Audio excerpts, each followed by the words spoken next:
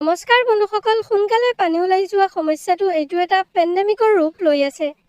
প্ৰায় 70% আৰু অধিক পুৰুষৰ জীৱনত তেনেকুৱা সমস্যা হৈ আছে আৰু তেখেতসকলৰ পাৰ্টনাৰক ছেটিছফাই কৰিব নোৱাৰিছে, যাৰ ফলত তেখেতসকলৰ বিবাহিক জীৱন অথবা যৌন জীৱনত বহুতো ধৰণৰ ব্যাঘাত ঘটি আছে। আজিৰ ভিডিঅ'ত এই বিষয়ে আলোচনা কৰিম যে কিয় তেনেকুৱা হৈ আছে, ইমান বেছি সোনকালে পানী ওলাই যোৱা সমস্যাই দেখা দি আছে মানুহৰ, আৰু যদি এইটো হৈ আছে তেনেহ'লে আপোনালোকে এই বেমাৰটোক কেনেকৈ নিয়ন্ত্ৰণ কৰিব। গতিকে ভিডিঅ'টো ইংলৈকে চাই থাকিব, তেতিয়াহে কথাখিনি গম পাব।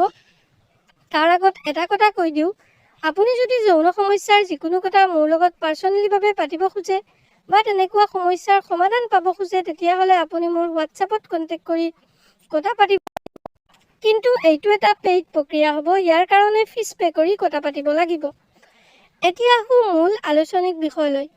চাওক বন্ধুসকল, মূল আলোচনিক বিষয়টো হ'ল যে কেনেকৈ তেনেকুৱা ধৰণৰ সমস্যাই দেখা দি আছে আৰু এইটো এটা কমন সমস্যা কিয় হৈ আছে, যিটো হ'ল সোনকালে পানী ওলাই যোৱা। আৰু এই সমস্যাটোৰ পৰা কি প্ৰব্লেম দেখা দি আছে মানুহৰ জীৱনত।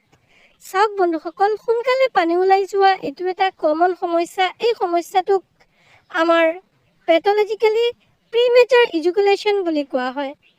আৰু এই সমস্যাটো যিসকল পুৰুষৰ হৈ আছে, সেইসকল পুৰুষে অতি সহজে বীৰ্যপাত কৰে।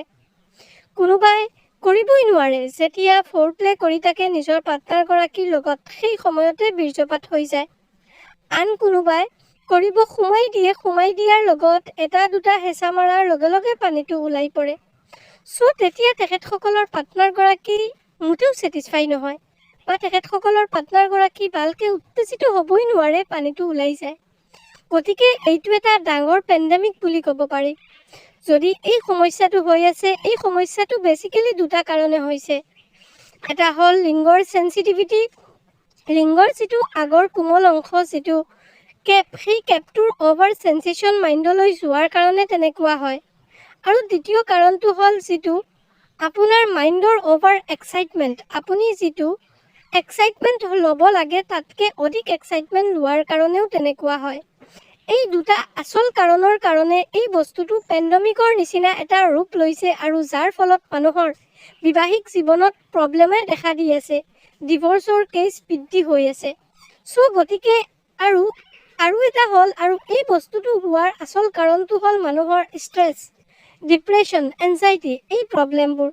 গতিকে এই আটাইবোৰ বস্তু আপুনি যদি নিয়ন্ত্ৰণ কৰে, তেতিয়াহে আপুনি চ' এই সমস্যাটো যদি আপোনালোকে নিয়ন্ত্ৰণ কৰিব নোৱাৰিছে, তেতিয়াহ'লে আপুনি আমাৰ লগত কথা পাতিব পাৰিব। আমাৰ হোৱাটছআপৰ মাধ্যমত কণ্টেক্ট কৰি আমি আপোনাক ট্ৰিটমেণ্ট প্ৰভাইড কৰিম, যিটোৰ 100% ট্ৰিটমেণ্ট আছে, 100% কিয়ৰ হ'ব, আৰু আমি আপোনাক সহায় কৰিম। আপুনি ট্ৰিটমেণ্ট লৈ এইটোৰ পৰা ওলাব পাৰিব, আৰু আপোনাৰ যিটো বিবাহিক জীৱন অথবা আপোনাৰ যিটো যৌন জীৱন, সেইটো সুখী হ'ব, আনন্দময় হ'ব। চ' বন্ধুসকল, আশা কৰিছোঁ ভিডিঅ'টো ভাল পাইছে। ভিডিঅ'টো যদি ইনফৰ্মেটিভ লাগিছে, শ্বেয়াৰ কৰা নেপাহৰিব।